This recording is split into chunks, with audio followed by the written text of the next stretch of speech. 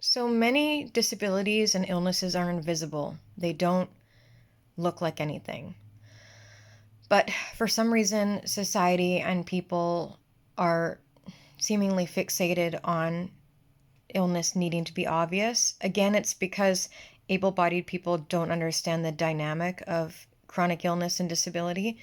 They don't understand that it fluctuates, and that unless someone is having a really, really bad episode or, bad day, at which point they're probably going to be home in bed, they're not going to look like it's not going to look sick. You're not going to have a look of sickness necessarily.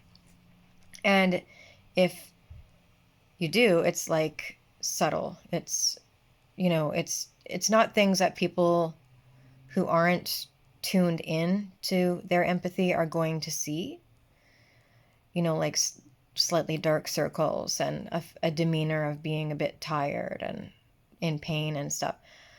A lot of people, unless they are empathic, don't really notice stuff like that. They might interpret the person as being in a bad mood.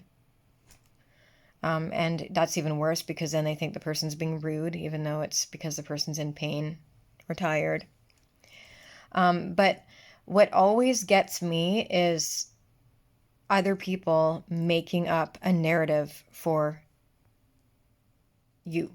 Like people deciding that you're a faker, deciding that you are not legitimate, that your suffering is not legitimate, and then, going with it. It's like, you have no right. You are not in that person's body. You have no idea what they're dealing with, and to make up a narrative like that and decide it just to suit your agenda to be hateful. That's all it is. It's suiting an agenda to be hateful and ableist.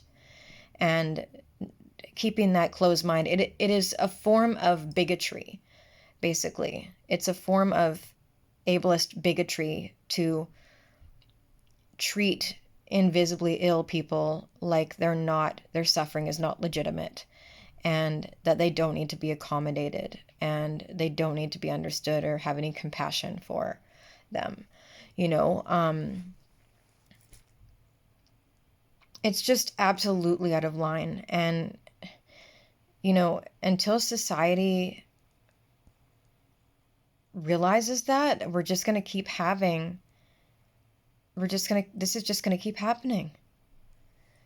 People are going to keep being, chronically ill people that are invisibly ill are going to keep experiencing trauma and hurt and depression and neglect, from people that are ableist asshats.